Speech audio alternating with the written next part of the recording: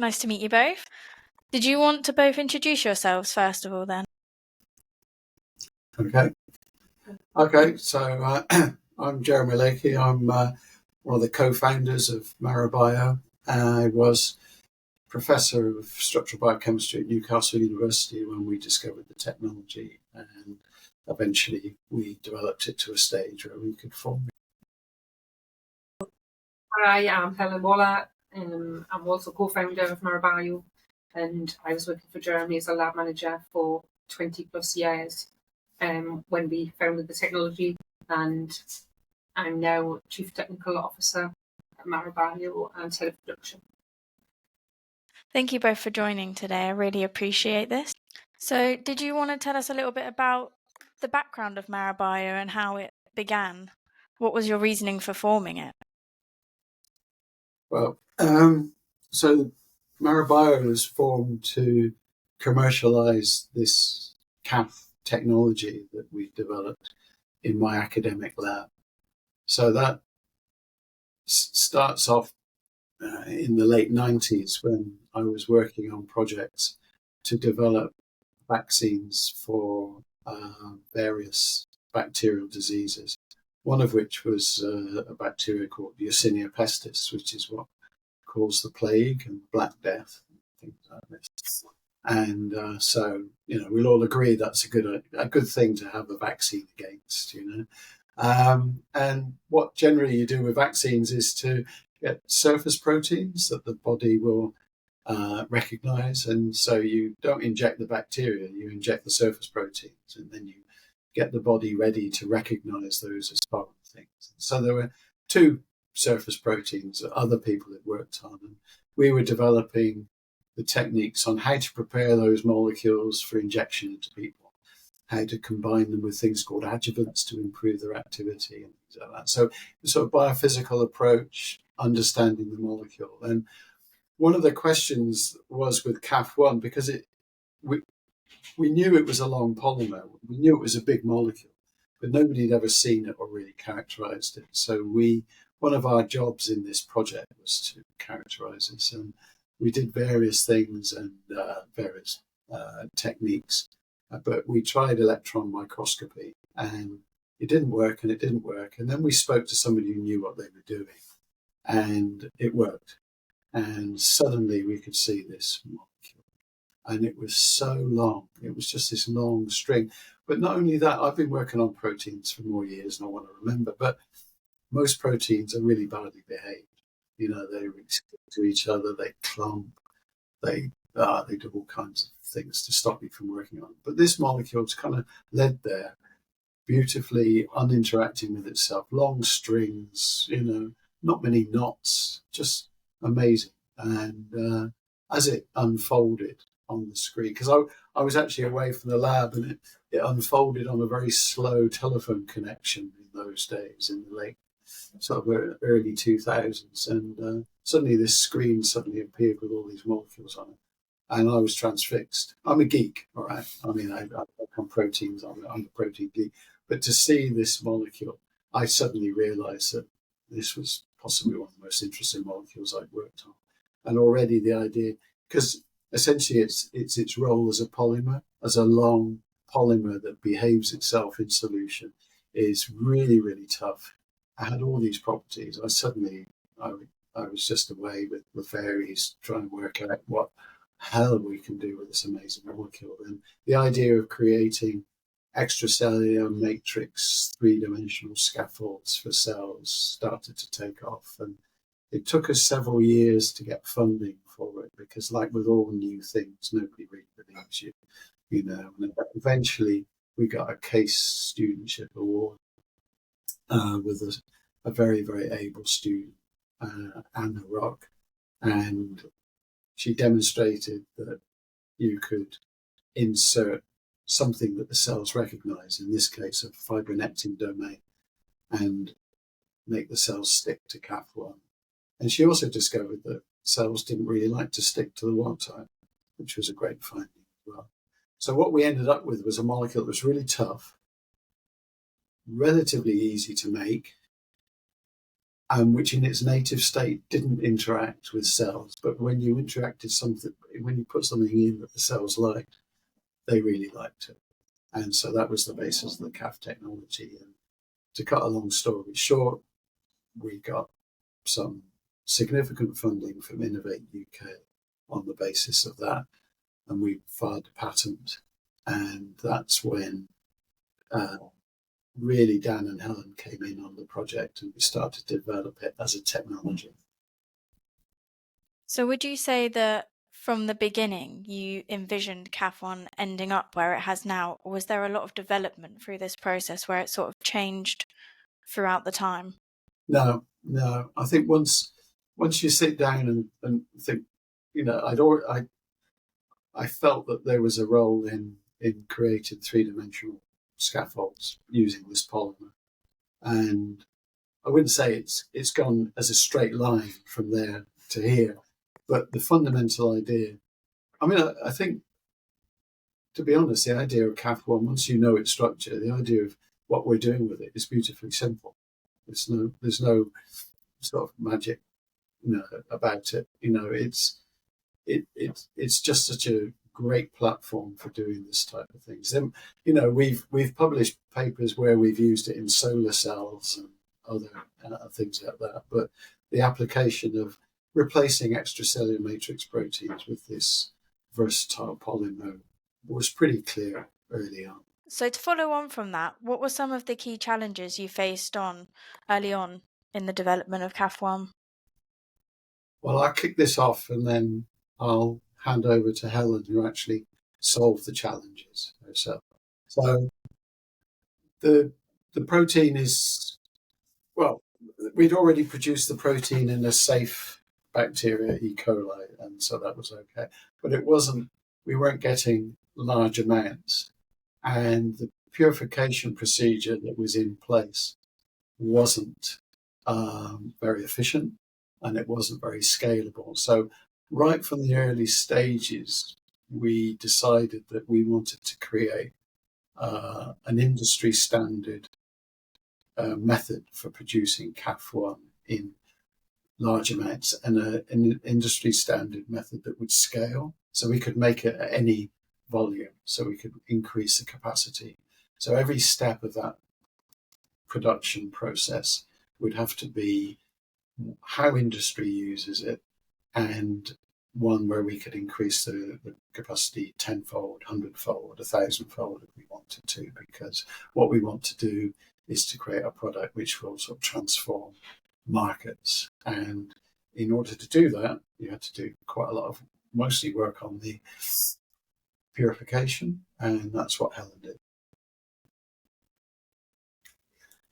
So when we started off, when I took over the project from Anna, I think the yields were around 15 milligrams per litre, and now we're up to about 500 to a gram per litre. So I think in terms of the challenges, the size of the polymer is advantageous and a disadvantage in that it doesn't pass through filters. So that was a bit of a challenge in the beginning, I think, because you can't filter it to sterilize it and things like that. But it's also an advantage, the size of the polymer, because we can use that then in the purification process, because it can be retained by filters, so it can be washed and things like that. So in terms of the process itself, it's quite straightforward as well, and the bacteria itself sort of produces the quality control of the product, so we don't have to worry about that. And then after that, it's just kind of really optimizing all the conditions, but we had to optimize a lot, really, in terms of growth, media, temperatures, etc. And so the other challenges we had were probably endotoxin is one of the main ones, contamination, and cleaning that out is quite difficult to get to quite a low level for in terms of a food product or a clinical grade product. Can you describe the structure of the Caf1 proteins and how they differ from other proteins that are commonly used? So the Caf1 protein, it's a protein polymer. So a lot of proteins are just sort of singular units, and the Caf1 polymer itself, it's made up of, well, we know it's at least 250 subunits in size. So it's 15 kilodaltons. Each monomer has 15 kilodaltons, and these assemble via donor strand complementation. So what that means is it's like a really strong bond from one monomer to the next. But this isn't a covalent bond; it's just like a hydrogen bonding. So it's really strong, but it can be easily broken. And so because the Caf1 itself, it's non-stick to proteins, so that means that cells will not bind to it. And so what we can do is we can introduce sort of cell binding motifs into the structure at the sort of genetic level, and so then that means we can introduce whichever sort of peptides people want for their cells to bind to, and be quite specific. And furthermore, we can also mix different Caf1 polymers together, so we can make sort of what we call mosaic polymers. So it's a mixture of different Caf1 polymers that can offer different bioactive functions. What does the research and development process look like at MarraBio? How do you go from your idea of Caf1 to actually creating the product and putting it into the market? So the process is that we identify a target protein which either which affects cell growth either by enabling the cells to grow on a surface or a growth factor or something like this. And we then try to identify the minimal mimic of that protein that we can then insert into the Caf1 protein. And what we're really looking for is peptide mimic. So a peptide is a short sequence of amino acids. And so we will identify that either usually by looking at previous publications in the literature or maybe having a guess ourselves. And then we will decide on an amino acid sequence which we think will do the job. We then choose one of several sites on Caf1 protein to insert it into, and then we simply send off the DNA sequence for that, incorporating the DNA sequence of the additional amino acids in the Caf1, and that then comes back from a commercial supplier in a plasmid, which is a circular piece of DNA which enables the bacteria to produce that version of Caf1. And that's when Helen takes over, or Helen's already been involved, but this is really where Helen takes over. And so I'll let her do the rest. So when we receive the DNA back from the company, then we transform it into the bacteria and we test its expression level in a small scale. So we want to make sure that the bacteria can make the protein and it can make it in a good yield. So we test that out in small scale, and then we take all of the ones that sort of like are expressing the protein, and we test those proteins in cell biology to make sure that they're working the way they should be, that the cells can bind to the protein, and that the cells have the correct phenotype. And then when we've identified those, then we will scale up the production process into a larger scale. So currently we're using 5 to 10 litres, and we make it in a larger scale and then purify it, and then it's sent off to be bottled, and that's kind of our final product. Could you share any key breakthroughs that have happened in your lab during the process of Caf1? Yeah, I mean, there was a lot of things in terms of the production. I mean, getting those products on the market, that was definitely a moment to think, oh, all of that work has come to kind of fruition. But yeah, in terms of the process, the manufacturing process itself, so we started off when we first were making the protein, our yields were really low. I'm talking something like 15 milligrams per litre. And then we improved the process over a number of years, and we've developed that up to, it's about almost to a gram per litre now, and that's, you know, a great achievement. But there was some hurdles along the way. I think the main things with Caf1 is its large size, and that's quite challenging and also advantageous. So because it's sort of a huge polymer, it doesn't go easily through filters. And in manufacturing processes, filters are used a lot for removing sort of solid material and bacteria and things like that. But because Caf1 doesn't pass through filters, and we did try a lot of different filters, we had to adapt a lot of those sort of processes and those filtration methods to suit Caf1. And so that took a bit of time to do those optimizations, and we had to look for alternatives. But I mean, in terms of Caf1 size, it's also an advantage, because it means that you can kind of use that large size in other ways. Because it's retained by filters, you can really easily wash the Caf1 to clean it up. And also in our purification step, we use the large size of the polymer to purify the protein. So that has a disadvantage and an advantage. So in terms of the challenges, I think that was one of the big ones. And also endotoxin removal is quite a challenge too. I think that's true in a lot of processes.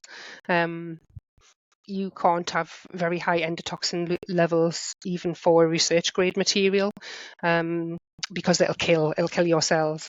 And because we're making Caf1 in E. coli, E. coli has endotoxin present in its membranes. So when you have the bacteria there, you're going to have a lot of endotoxin contamination, and cleaning out endotoxins is quite challenging. And we had to do a lot of optimizations there, so that took quite a long time, and we're still working on that now, just to really get it down as low as possible, because that's what people want, really. Yeah, I mean, some of them are commercially sensitive, but I can give you an outline. We transitioned. We moved from quite an old-fashioned purification technique to a modern high throughput technique, and there's a couple of new chromatography methods and cell separation methods that we've seen at shows and have brought into the lab, and have absolutely transformed what we do. So there's the improvement in the efficiency of making CAF, and it's and making it to a very pure level has often been quite gradual, and then sometimes there's a massive leap when we try out a new piece of kit and it really does what it says on the tin, and we can really improve it. And so that's in new methods of chromatography to separate out impurities and things like that. And those things have really helped us, because what we want to do is to have a completely scalable approach that we can apply the bulk production methods present in the biotechnology and bioprocessing industry. On the other hand, we've come across at the genetic level various modifications of the plasmid, which in some cases quite unexpectedly increase the amount of protein that's produced. And this is often the case in work like this, that you're looking for something else and you make a modification and suddenly you have a lot more protein produced, or it's a lot more soluble, or a lot in a better state. So there's been various changes at the genetic level, the types of cells we use and the purification procedures. And as I say, some of these are sort of a gradual improvement, and some of them are real step changes, and which enable us to produce the protein very efficiently and in a highly pure state. That's really interesting, actually. So when you say that you moved into this new chromatography method. Would you say that that is a key player in allowing you to upscale the project? Yes, yeah, and it's using a technology that is used for a completely different biotechnology, bioprocessing purpose, and so because of the properties of Caf1, we thought, oh, Caf1 might work on that system, and it's not really designed for or no, because Caf1 is such an unusual polymeric protein with all the properties that it has. We gave it a go, and it's very good. And one of the things it's very good at is several of the impurities that you get from E. coli are very important to get rid of. They're called endotoxins, and it's one of the criteria that you have to achieve in order to sell a protein that's been produced in Escherichia coli. And this method turns out to be extremely good at pulling out those properties. So that was, and it's totally scalable.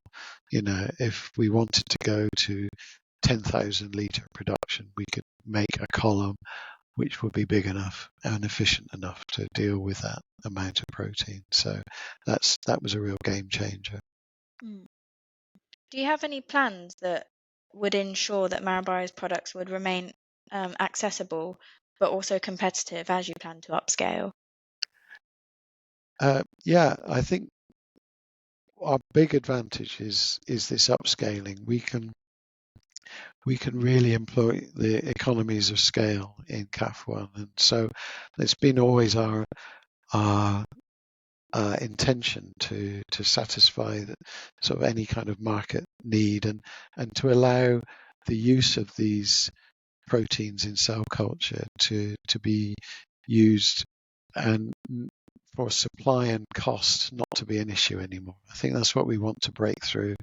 Some people call it democratizing the use of these proteins, and so in some cases they've been quite limiting in the past, and these methods that we have will enable us to be able to satisfy any kind of demand that comes along because of the clear scalability of the process, and because of the methods that we've developed in-house for the production.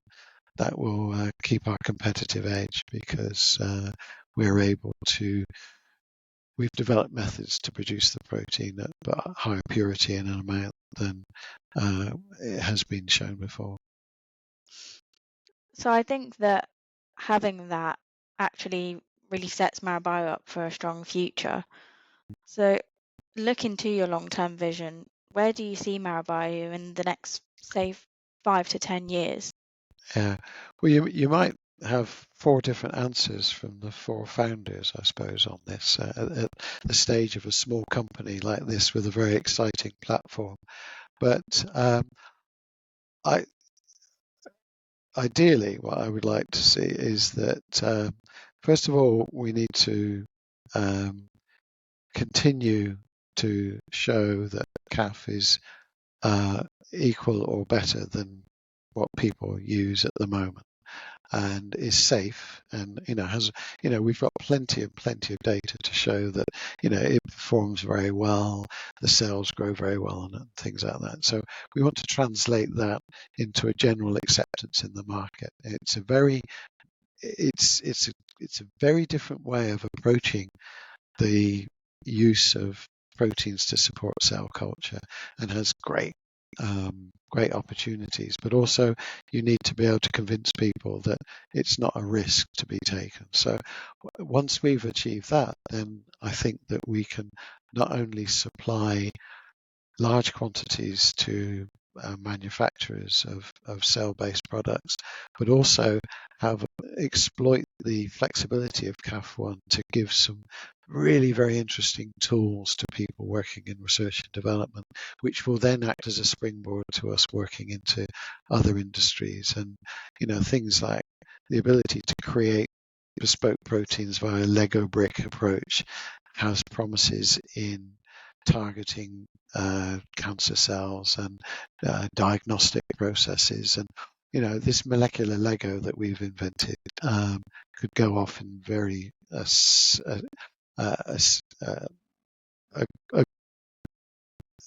a wide range of applications, and we need to be very careful as to on which horse we place our bets at the moment.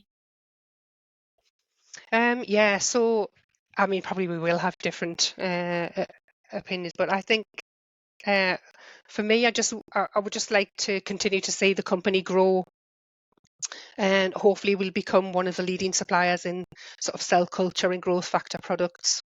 And really, this is truly achievable, and we have really good products. So, and sort of beyond that, obviously the prospects really are endless, because Caf1, it's a platform technology, so no doubt it'll have uses in a lot of different areas, some of which that we probably don't even know about yet. So sort of things like diagnostics, obviously cultivated meat, cultivated food and stuff that can be used as growth supplements. And then beyond that, yes, you're talking medicines manufacture and the scaling of that, which is huge. And I think even in cancer itself, that's a huge area too. And so it's just identifying these other areas really where Caf1 can be used. And if we can do that, I mean, even if we can find one really good avenue, I think the company can be really successful. Definitely. I think that there's so much opportunity with it, and it's almost Yeah, probably a bit hard to sort of decide what avenue you want to go down with it.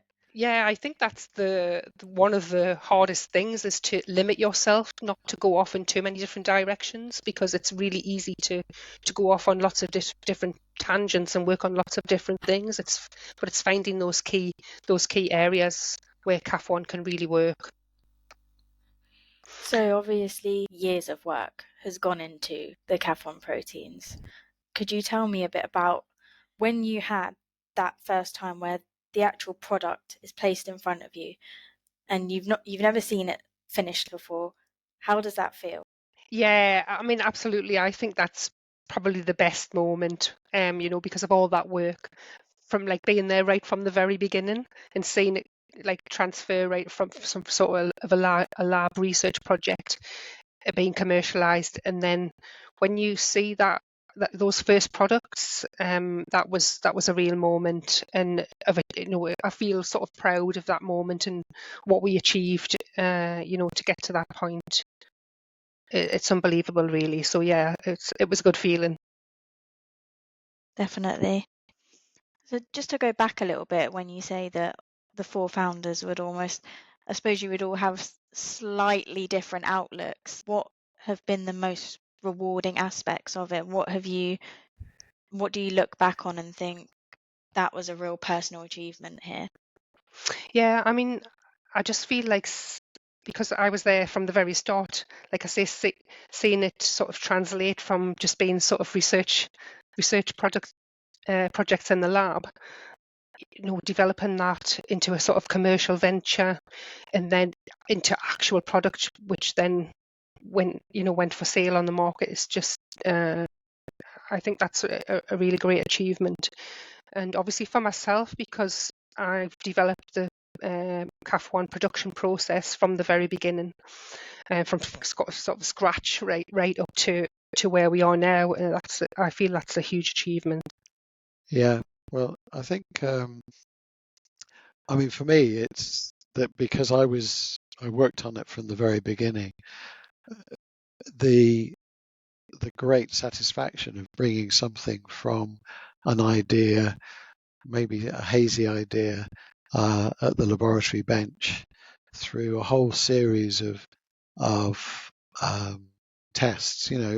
So when you set out on this journey, there's all sorts of things. Can you make the protein? Is it stable? Does it kill the cells? Does it cause these problems? So each time you go through, there's these little incremental steps on getting to the target, and then one day you see it in a vial with a label on it, and people are buying it. And that's an amazing feeling to have taken something right through all those stages, and now it's a proper product. So that's always a great feeling.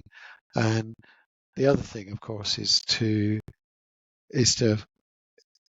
for the invention itself to bring in other people. I mean, you'd like to convince other people that it's a good idea and that they should invest their future in working on Caf1 and turning it into a commercial venture.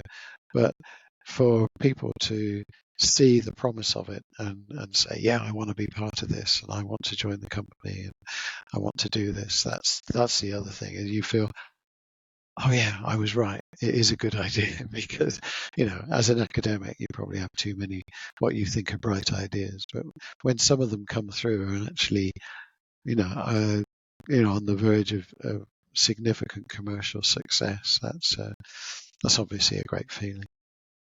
Yeah, I agree. I think it's also really inspiring for the young people coming up to see companies like yourselves and what you're doing. It gives that sense of hope that actually you can have a really strong idea and you can be really successful with it. Yeah. No. And I'm clearly, you have other ideas, and the thing is not to give up when your first 20 ideas fail. So I used to give lectures, because this is my third company that I've co-founded, and there was a lot of, I used to give lectures on sort of entrepreneurship and things like that. And the one thing I really want to get across is that you've just got to be open to opportunities right through your career. Anytime an opportunity might come along, and not to be too afraid to think big on just a small amount of evidence to start with. Yeah, you can keep it to yourself. You don't have to go but to start to look at things and see opportunities, and then sort of nibble away at that idea for a bit, and then you think, well, maybe I'll tell somebody, or I shall file a patent or something on it, and that kind of thing. So yeah, I think, if anything, if it's an example, is that, this was a completely unexpected application of a different project. And there was one key day when we saw the picture of the protein, and suddenly everything's clicked into place, and we thought we could do something with it. So yeah, hopefully it just tells people things are going to come at you from a completely different direction to what you thought they would come from, and just be ready for these things, and to take them and run with them for a bit. Yeah. My next question I was going to ask you was, what advice would you give to other entrepreneurs looking to innovate within the biotechnology space? As the scientist, nobody else is going to come up with these things, because you're in a unique position. You know a lot about this cell or this protein or this gene or whatever, and so you're often in a unique position, and so the problems, the upsides, what's possible with these things. And so you, at the very beginning, you're like the small seed that has to grow, and then after a certain time, then you need to get other people on board, your co-founders, your people who know about business and things like that. But if you don't plant that seed, it will never start. So that as the inventor, you need to, and it took me 4 or 5 years to get any money to push this idea, because I couldn't convince people that it would go. And then eventually we got some additional data, and it all fell into place. So you've got to be a bit stubborn as the initial person, because maybe you may be working in a team that appreciates what the possibilities are, but you need to champion it and push it and be convinced and be your own, but also be very self-critical. Don't, if you can see a big hole in, a big problem that's probably going to scupper it, then it's really your responsibility early on to kill off the idea and move on to something else. You need to be very self-critical about the things that you're trying to push. But once you've convinced yourself, you can then go out and convince others and not waste their time as well.